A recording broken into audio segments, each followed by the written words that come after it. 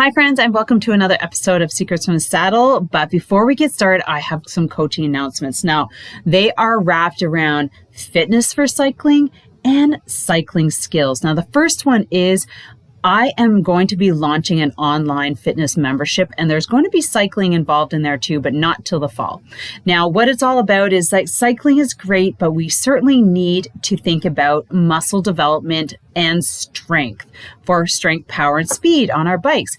And what's better to do is to work out with weights and bands and start developing those muscles. So for you guys, this is super special. Get on my VIP list so you get a great deal on the first time membership. Go to cyclefitness.online, get on the list, and you're going to get a great deal. The next one is my cyclingskillspro.com, and these are my online cycling skills programs. So I have a 4-hour cycling skills intensive. You get all the things you need to know to really improve your cycling and exponentially become a more efficient and economical cyclist.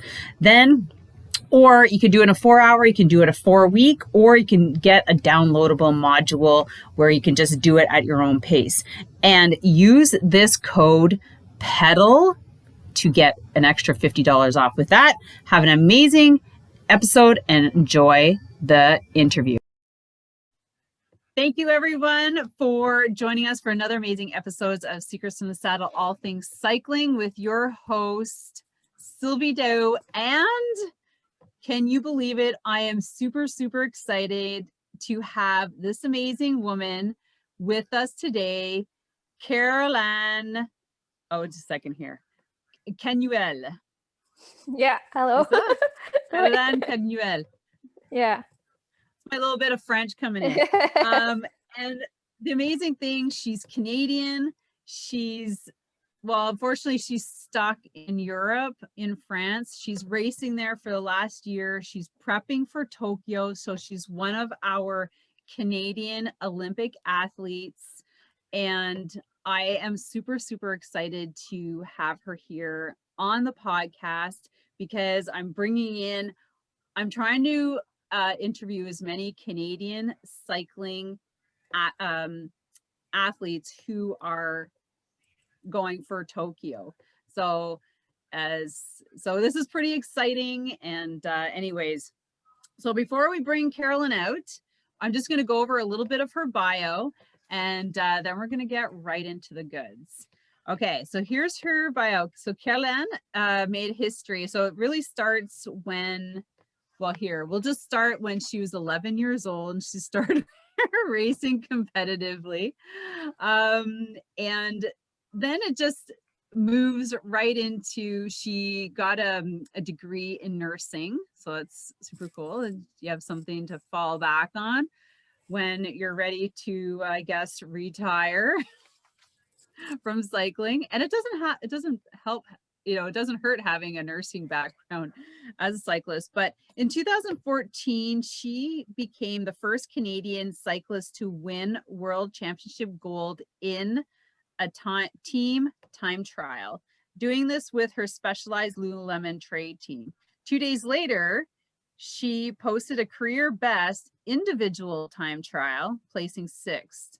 She was unable to finish that road race, and we're going to talk about this. This is one of a couple crashes that she's had in her career. So that was like one of the crashes where she broke her pelvis. Then luckily, she was able to compete at Worlds after that. So we're going to dive into that kind of the, her history in racing. So, and then 2015, she competed her world championship gold medal performance in team time trial. So she is she's podium so many times. And anyways, so she went to Olympics in Rio in 2006, where she came top finisher in the women's road race. And then 2017, this is pretty cool. She got to race the women's Giro dItalia. So having women on the race course there, which I'm going to ask a couple of questions about that. I better get ready. So 2018 World Championships, she placed 6th at the road race, 8th individual time trial. And she also had a podium finish here in Gatineau for the Grand Prix Cyclists de Gatineau. Now, 2019 was basically the last year everybody was able to race. In 2019, where she won the road race Canadian championships. And then she broke her clavicle. You remember that one? Yeah, that was before. I broke it and That then was came back. Yeah. Yeah. Do you see what I mean? Yeah. But she is obviously super resilient, and I'm so excited to have her here. Like you said, she's an extremely well, I would say, I don't want to say aggressive, but aggressive cyclist where she gets it done and she makes it to the podium. We're so excited to have you here. Thanks a lot, Karol-Ann. Yeah, thank you. So Karol-Ann right now is sitting in Spain. Yeah. And like I said, she's been stuck there with, luckily, her amazing boyfriend, Sean Clark, who you have to listen to the episode before hers. He talks about being in Spain. So let's just start with, how did you get into cycling? And I know they said, you started at 11, but how did you really get into cycling, Karol-Ann? Yeah, it's well, because of my parents, basically. They really like me and my siblings to do like any sports in the summer. And one year they're like, maybe you should try cycling, because I mean, I always like cycling around with like my mountain bike or whatever. And then I'm from Amos in Quebec, and there's actually like a good cycling club there. So I just joined them when I was 11, and I really, really enjoyed it. And that's how I started. Yeah. Well, yes, Amos has a really good reputation for Yeah. not only, bringing out top athletes, but having a top race and their club. So I was going to ask you where you grew up, because it doesn't surprise me that you're from Quebec. A lot of Quebecers Yeah. do really well as racers. I guess, Yeah. was it the hill? No, I mean, if I would go back and ride there, I mean, the riding is pretty boring. Like when I think about it now, like, yeah, you wake up in the morning, you look where the wind is coming from, and that's your direction for the day. And then because you want to tell when to go back. So it's pretty boring, but I don't know. I feel like, I guess it's safe there to ride and for like little kids. And we had like daily training with like coaches, and yeah, I just developed super fast. Oh, that's awesome, because I have my kids in a kids club here in Gatineau, and I love that that they get to learn from someone else, from me, and Yeah, I get to benefit from yeah. riding with them. I also So think you awesome. learn, yeah, better from not your parents too. I don't know. Oh, I totally agree. So Yeah, you don't kill the sport for them, right? It's yeah. like, I don't want to do. So, but it worked well for my older daughter, so I'm fingers Oh, crossed good. for these two. And I'm like, oh, racing. So, all right. Now, making history. Now, I assume that in 2014. Now, let's go back. So you started when you were 11. Like, how did you move into, like, through the categories into where you started really racing in 2014? Yeah, so for me, well, I think in Quebec we're pretty lucky. We have all those races every 2-3 weekends, like the Quebec Cup, they called it. Back in my days, I don't know if they still do that, but back in my days it was like that. So every 2-3 weeks you have one race in different regions. So one, for example, was in Val d'Or for they call it the Tour de la Relève. It was at the same time as the Tour de la Vitibi. So basically, even when I was Pee-wee, we had like a TT, a criterium, and a road race. And then, yeah, you score points, and then, yeah. So I've done those throughout my when I was growing up. So Pee-wee, Minim, Cadet. And then once I was a junior, that's where when it gets fun, because then you do nationals and you can get a spot for going to Worlds, which I did, and that was the best experience. Like I came back from Worlds, I was just like, I want more.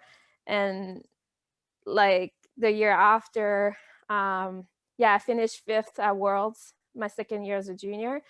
So that was like one of my best results, my first best result. And so that's how I started. But also for me, it was important to keep going with school. So on the side, I did my cégep in 3 years, and then I moved to Gatineau to do my bachelor in in nursing. And then and through that, I was still racing, and I made some contacts, and I was able to race for a French team. So, and they were really flexible. So I was able to do still school and then go there just in the summer and race. And then, and then I had good result, and I was able to sign for a world tour team at the time in 2014 with Specialized-lululemon. And it was a good timing because I just finished school. So everything worked perfectly for me. Yeah. And that's where it basically took off. Yeah. In 2014. So how did that feel when you were the first Canadian? Because I guess your team was mixed. Yeah. For the team time trial. I knew that team was good for the team time trial, so I didn't know if I would make the team to do because they only take 6 in the team. And I had like a year with a lot of ups and downs, because in June in Philadelphia, a race, I crashed and I broke my neck. So I was out for a couple of weeks. So then I didn't think I would go back to Europe or even like make the team time trial team, but somehow I was able to do it. I guess having a break in the summer really helped. I don't know. I wouldn't recommend it, but for me it worked. And then I was able to make the TTT team, and then we had one goal, and it was to win Worlds, and we did it, and that was amazing. Wow. So I just I broke my neck, and a couple weeks later I went racing. Yeah. So well, it was not fun weeks, but a couple of weeks later. no. Yeah. Oh my God. So and then that propelled you straight in, because not only did you break your neck there, I hate to point all these out, but I was just like, holy wow. You had a number of crashes where you broke your pelvis. Yeah, the same year, yeah. But that one happens at the end of the season, so mentally it was easier. So it's like, oh, just take, and so okay. And then you had a concussion. Yeah, that one wasn't when I broke my neck. I had a concussion at the same time. So Okay. So that was hard. Wow. That was really hard. That took a long time to heal. Yeah. Are you still affected by that? No, because I mean, I didn't, because I broke my neck, I didn't finish the race, so that was a good thing. But then I was out for a long time. So then I took it really slowly. I was really smart about it. That's good to hear, because obviously it paid off. Now, as I was reading, you moved through, can you talk about the changing of teams? Like, how does that come about? Does a team dissolve and you have to look for another one, or was it a choice? Because I'm just kind of curious. And I know, like, I've heard different things happen for different teams, like sponsors like disappear overnight and then the team's gone.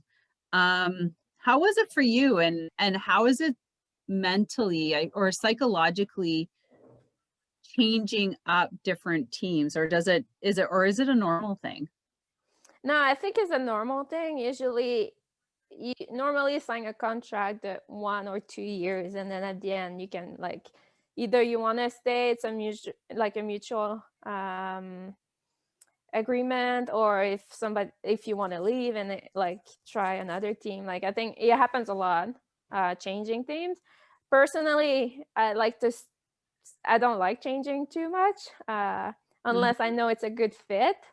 And Right. so, I mean, I was with the French team, and after I was 4 years with them, and at the end, like I knew I wanted to step up, and for that I needed to move to another team, and I had this opportunity with Specialized-lululemon in 2014. So for me, it was a Right. really good move. But that team changed name, but it was the same management. It changed name because sponsor changed, and it became Velocio Schramm. So I was with them for another year. But after that, I felt like at this point I needed like another change, because the team was again dissolving for new sponsors, Right. and the management was about to change. So for me, I needed more stability. So I signed with Bols Dolmans in 2016, and I've been with them since then. So now we changed the name. Oh, It's just new sponsor okay. this year in 2021, SD Works, but it's the same management. So I've been with them since 2016. Nice. SD Yeah, works. yeah, I want one of their bikes. yeah. It's a really pretty bike. It's also the best bikes I've ridden. Yeah. Yeah. Now, oh, I was just going to ask you something. Now, just stop me if this gets not personal, but when you sign contracts, that is for a paid, like you become a paid athlete underneath that contract, and how much do they cover? Because I'm curious, and I'm sure a lot of other women are curious when it comes to signing on with teams. Are they all different? I guess what I'm trying to say, packages. Do they all come with different packages, or is it kind of the same thing? No, I think Bike, everything is gear, different. I mean, paint. depends what they can offer you. Yeah, I don't know. Well, I don't want to speak too personal, but like depends what they can offer you. But for me, for sure, like they cover all my expenses, which is really important. Um, Yeah, but yeah, I think it really depends on the team and what they can offer. But World Tour team has right. their own. They have rules, obviously, they have to follow from the UCI. Mhm. So the most that they would cover is like, and I'm just curious, is like all your expenses for staying and like racing and race registrations. Well, to get to the races, when I'm at races, Yeah. like I'm all taken care of. Yeah. Okay. Yeah. Oh, that's perfect. Do they have all like staff with them as well, or do you have to take care of your own bikes and? Oh no, we have mechanics, swanger, Oh, DS. very Yeah, it's all nice. taken care of. Yeah. Yeah, I'm a little princess when I go away. But Okay, let's just I mean, it's important. I mean, if you want to perform and race well, you need that stuff. Like that's the minimum. Yeah. yeah, no, I totally agree. The less stress you can have on yourself for race day and lead up to, the better. Like just having, because I used to manage, I mean, not to that level obviously, but our women's team, but it is like, you go ahead, you set up, you get everything Yeah. ready, they just show up, they put their bikes on trainer, like, and it's just like everything low stress and ready for performance, and I think that's super Yeah. important. Yeah, well, So now, our staff is pretty amazing. I mean, like I was racing last week and our start was at 8:30. I woke up at yeah, 5:45, but the staff is already up and going before that. I mean, they're amazing. right, yeah, and then you just have to show up Yeah, yeah, with they your take care stuff. of Yeah. everything. Do you have a cook as well? We do for training camps, Okay. because the whole team is there. So like, yeah, but mostly in the season we stay in hotels, so there's always like food there. Um, but yeah, we do have a person this year. Like she show up if you have a stage race, so then she can take care of everything. Right, right. But yeah, especially I think camp that was amazing this year because then you don't need to think and yeah, someone has to do it. So Yeah, that's right. So do you get to like pick up snacks on the way out to your ride? Like everything's kind of available for you? I'm not sure what you mean. So, well, so you said everything was covered.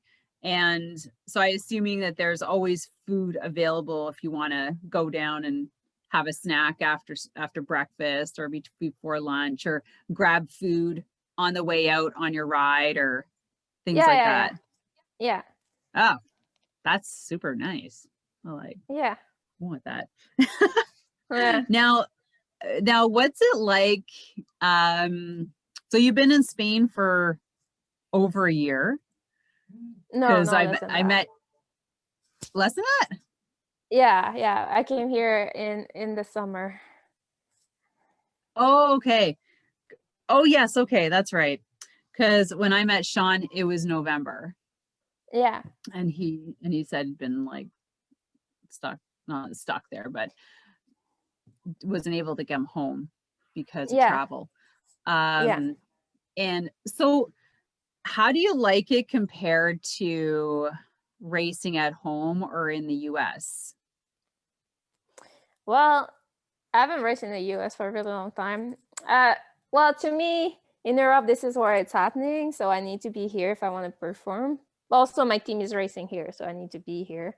But the racing in Europe is really different than the racing at home. I mean, the roads are just smaller and there's like furniture everywhere. Like it's really a different type of racing. Yeah, it's just so different. It's not really comparable, but it's always nice to race in Gatineau though, because then my family can see. But Yeah, it's always nice to race on a nice highway. yeah, well, it's a cool race. I mean, I like it. Yeah, I mean, I wouldn't I do it com every day, but like, yeah, once a year is, yeah, it's cool. it's an interesting course. I commissared there, and riding in those cars, it's like, Yeah, yeah. um, so you so so you didn't do a lot of racing in the United States previous. So I you did. went straight.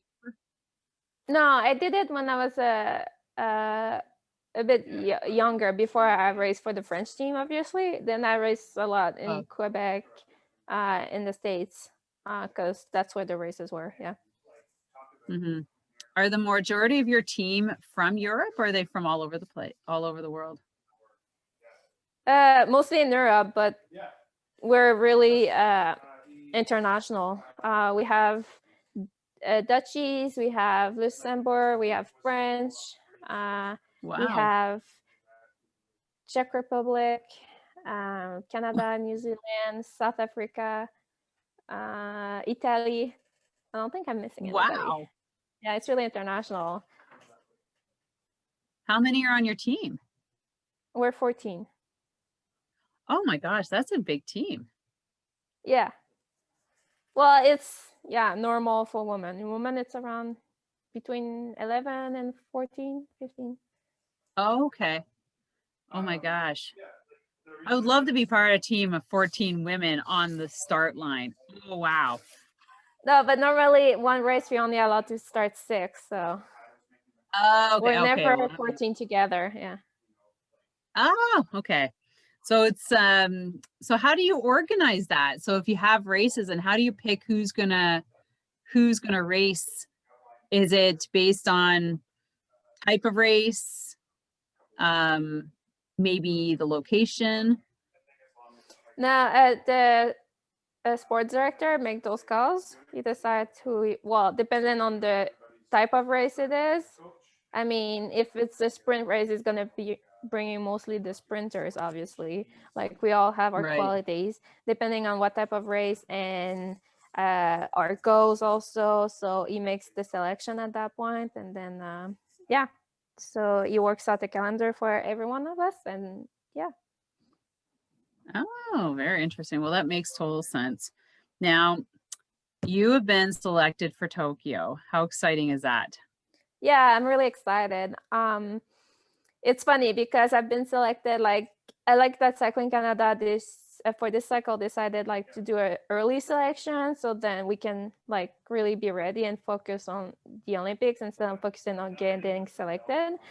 So that was nice for me. But then now I feel like it's been a long time that I known for that I was going to Tokyo. So it always been in the back. I don't know. It's always been there, but not coming because last year they decided to push it one more year. So then, which makes totally sense in the circumstance, but it's been always like super far away. But now it's like less than 100 days now. So Yeah. now it's coming up. So now I need to like, yeah, focus more.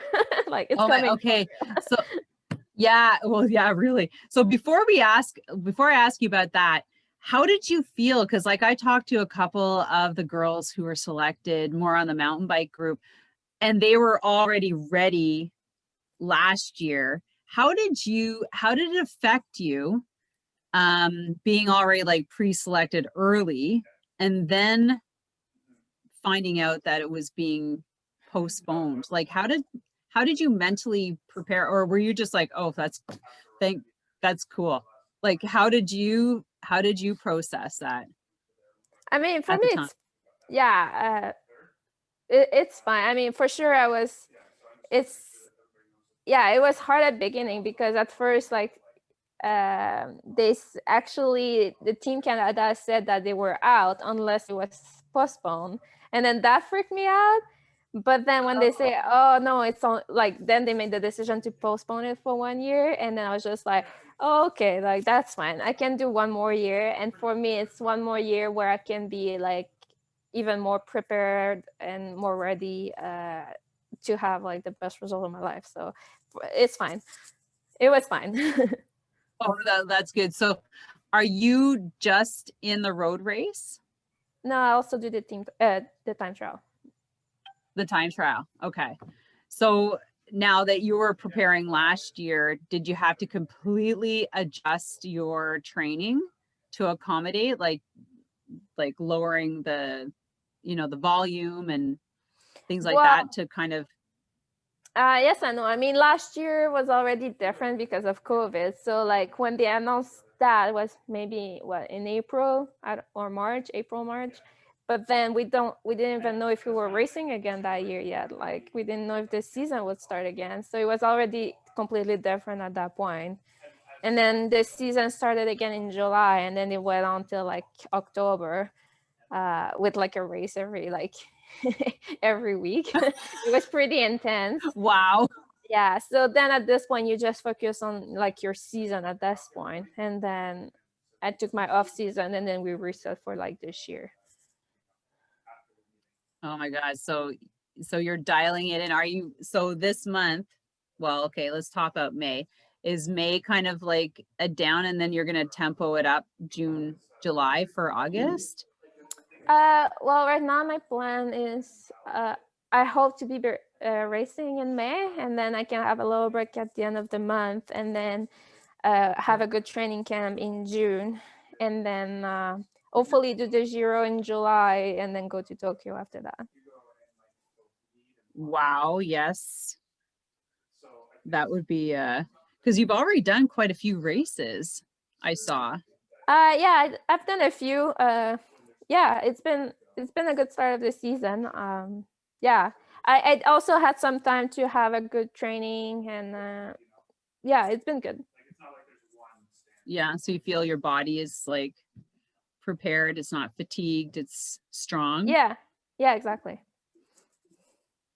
All right. So you're going to lead into Tokyo. So you're going for the road and you're going for the time trial, individual time trial. Yeah. Do you want to share your personal goal? Because usually athletes or individuals like myself, I would never share like my open predictions, but you always have like, a sense of where you are and kind of where you want to be. Like, do you want to share any of that? Well, I feel like in Rio I didn't accomplish like whatever. Like I just want to have like the best result and know like I've done everything right, and like like being happy with my performance. And for sure the dream will be to get a medal, but like that would be like really, really hard, but like that would be the dream for sure, like to be on the podium. But also just want to be happy with like how I raced that day, and Yeah. knowing I've done everything right to that moment, you know. Mm-hmm. Yes, well, of course, just want to have a good race. Now, how is it? Now we were mentioning that you're lucky enough to be in Spain with your partner Sean Clark, and he doesn't work with your team at all, right? He works with Insta Fund. He's a director sportif for another team. Not anymore. Okay. Your information were right a few months ago. Oh, it was good at the time, right? Yeah. So he's just taking care of you. Yeah, no. He did direct for them a couple weekends ago, but he doesn't work for them permanently at the moment. Okay. So he's doing other project on the side. But he's also involved with Cycling Canada with the elite program. Okay. So he's busy with that. Yeah, so also besides taking care of me, obviously. Yeah. Well, well, I know he has his coaching as well on the side. He has a lot of athletes taking care of them, but it is nice to be be not alone in another country, especially when you aren't able to come home. So after Tokyo, what's the plan? Well, I still finish my season with my team, my professional SD works. So that will go till October, I guess. And then, yeah, and then I'm not sure. And then we don't know beyond that yet. I thought there's something about Worlds. No? Yeah, there's always Worlds, but after, yeah, always. But after that, I don't know what I'm going to do. We'll see. Now that's an open statement. Does that mean you're going to continue racing, come back, what is, so do you have an idea about your, say, 3-year plan from now? No, for me. Work in Europe? No, no, it's been my plan to do Tokyo and then see after what I'm going to do. Right. Oh. Well, like you said at the beginning, I've been around for a long time, so yeah. I mean, it's time maybe to move on. I mean, I love cycling, but like I've seen, I had all the injuries you can have. I mean, yeah. Yeah, it's time maybe to do something else now. Well, do you have a small sense of what that might be? Like in your gut, you kind of like, no. Even when you go out cycling and to think about like, what would I like to do after? What am I going to do later? No, right now I'm just enjoying the moment. I mean, I'm training for the Olympics. I mean, that's the dream, right? So I'm just focusing on that, and then we'll see. Right. Well, do you mind if we reconnect with you guys after, like in September? I would later, actually. September is still busy. But okay, later. Yeah. Because I would love to hear about your Tokyo experience. Of course, we're all going to be watching and cheering you on this. So I'm so glad that it's still going on, because I don't know, I'm sure you've heard things. I mean, we read stuff in the media and they can't postpone it again. If they do, then I think it's, we'd hate to see Olympics canceled, but I'm glad that there's nothing like that in the horizon for you, because like they're talking to you as athletes, right? Yeah. Well, that's good. So, all right. Well, thank you so much. This has been amazing. Thank you for your time. And like I said, so everybody, don't forget to, I want to thank all of our listeners, and Karol-Ann and I have a special request. Don't forget to follow both of us on social media, especially her. and follow her Olympic lead into Tokyo and after, and me for the podcast, and put your notifications on. And also, we would love a 5-star, right, Carolyn? 5-star for this podcast to bring her back again, and an amazing review. And with that, thank you everybody for tuning in for another episode of Secrets in the Saddle. Have yourself an amazing day.